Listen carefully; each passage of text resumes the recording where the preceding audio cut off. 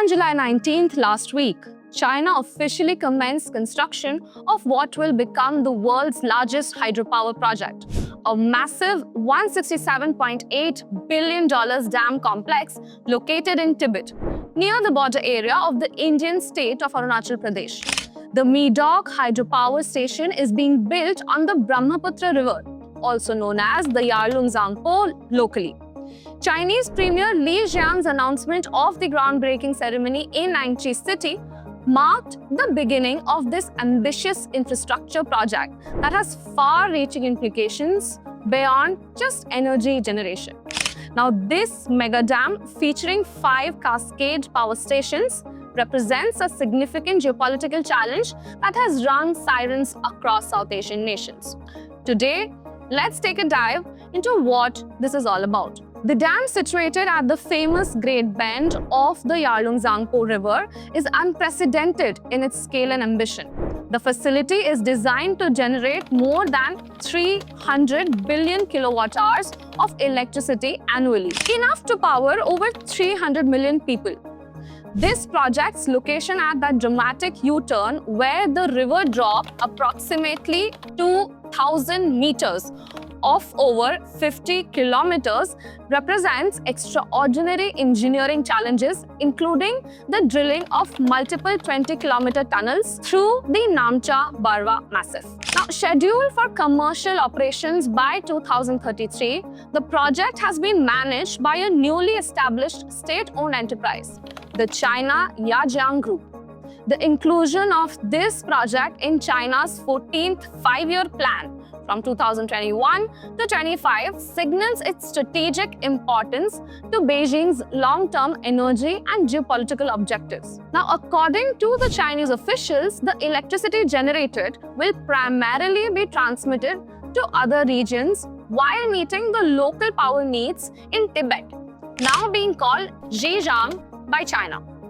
The project has provoked strong reactions from downstream nations, particularly India and Bangladesh, which depend heavily on the Brahmaputra's uninterrupted flow for agriculture, drinking water, and ecosystem stability. Now, India's response has been particularly assertive, with the Chief Minister of Arunachal Pradesh, Pema Khandu, characterizing the dam as a ticking water bomb. It poses an existential threat to local tribes and livelihoods. His concerns extend beyond environmental impact to strategic vulnerability, suggesting that China could potentially weaponize water during bilateral crisis. In response to these concerns, India has announced its own counter-project, the Siang Upper Multipurpose Project, a 1.5 lakh crore or an $18 billion initiative with a 9.2 billion cubic meter storage, a capacity designed to mitigate potential water threats from the upstream activities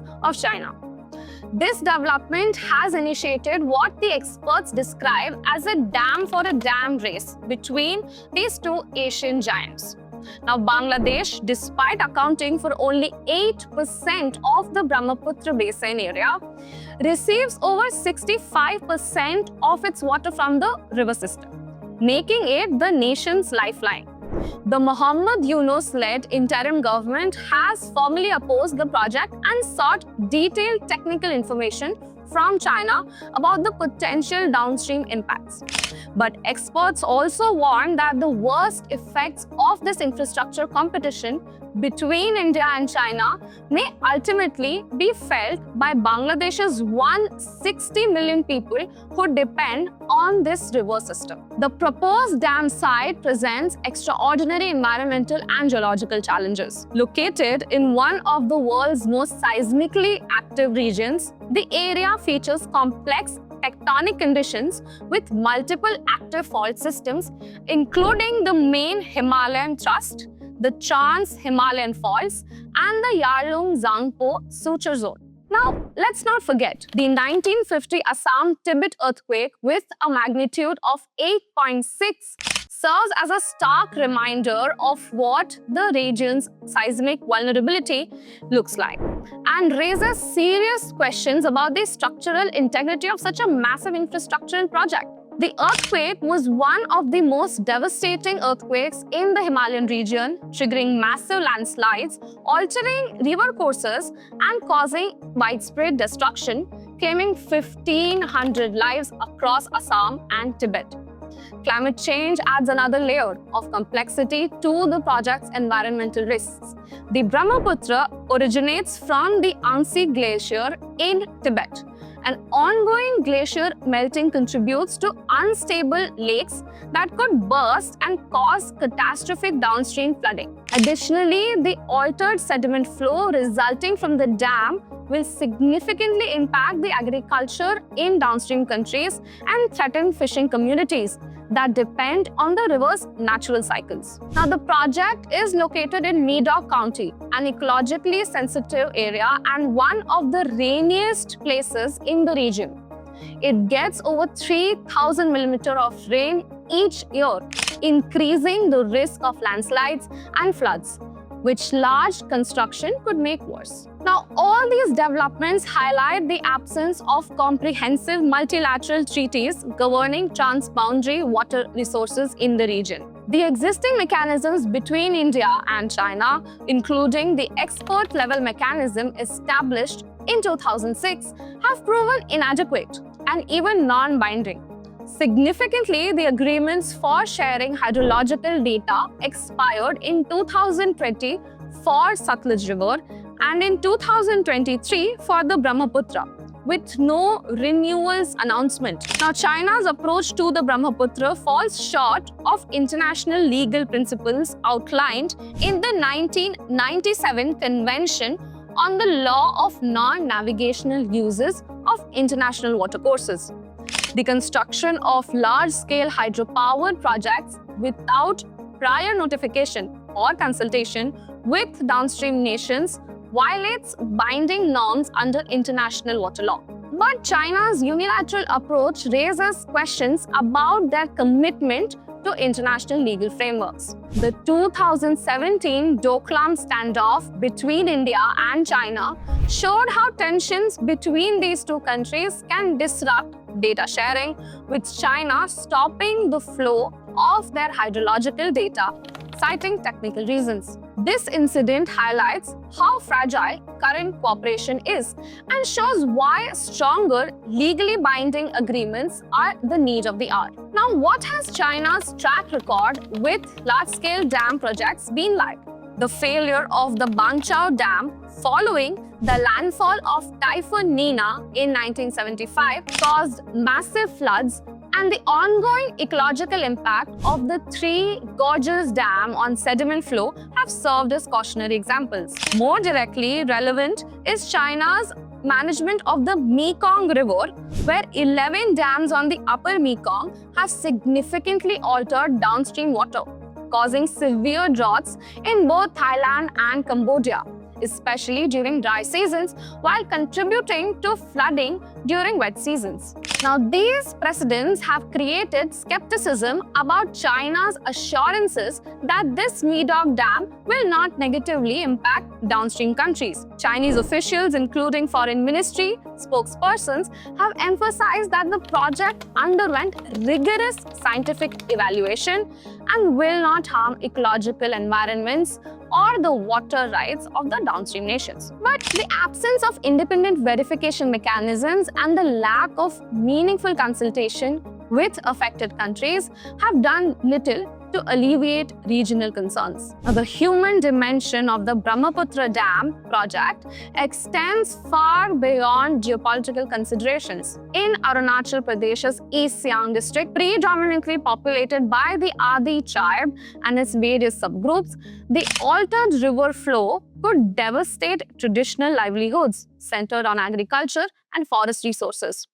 Chief Minister Khandu has warned that the entire tribal communities could face existential threats if the dam significantly reduces water flow or if China suddenly decides to release large volumes of water. Now, in Bangladesh, where agriculture accounts for 55% of its irrigation needs from the Brahmaputra system, even a 5% reduction in river flow could lead to a 15% drop in agricultural output in certain regions.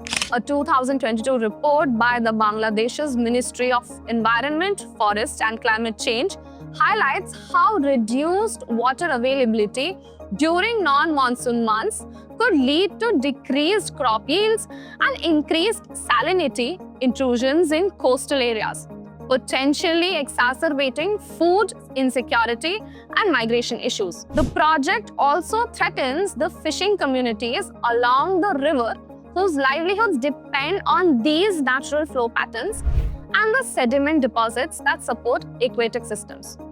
Thus, now we know that the project will have effects on food security and economic stability throughout the basin in Bangladesh. The Medog Dam project also underscores the urgent need for comprehensive multilateral cooperation frameworks that go beyond bilateral data sharing agreements. The current approach, dominated by China's upper riparian advantage and limited engagement with downstream concerns, is unsustainable and potentially destabilizing for the entire region.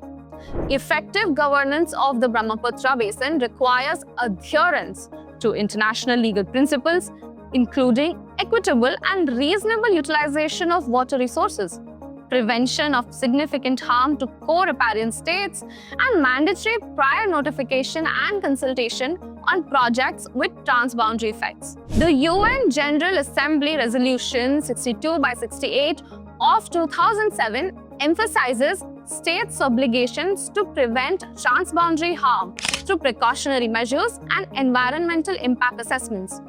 But China's megadam represents far more than an energy infrastructure project. It embodies the complex intersection of national ambitions, environmental vulnerabilities, and the regional security in 21st century Asia. The project's $168 billion price tag and the massive scale reflects China's technological capabilities and financial resources, but they also underscore the profound risks of unilateral decision-making in managing such shared natural resources. The river that begins as the sacred Yarlung Tsangpo in Tibet and flows as the mighty Brahmaputra through India before becoming the life-giving Jamuna in Bangladesh carries more than water. It carries hopes, livelihoods, and future security of hundreds of millions of people. The decision to fundamentally alter its flow through what amounts to the world's largest hydraulic engineering project affects not just energy production, but the very foundations of regional stability and cooperation. As the dam moves towards its projected 2033 completion, the international community faces a crucial test of whether 21st century water governance can evolve beyond 19th century concepts of absolute sovereignty. The choices made in the coming years will determine whether the Brahmaputra remains a source of life and cooperation or becomes a catalyst for conflict and environmental degradation. In an era of climate change and growing water scarcity, the stakes could not be higher, not just for South Asia, but for the global precedent of how humanity manages its most precious and scarce resources. Thank you. This is Garima and you are watching the Asian Chronicle.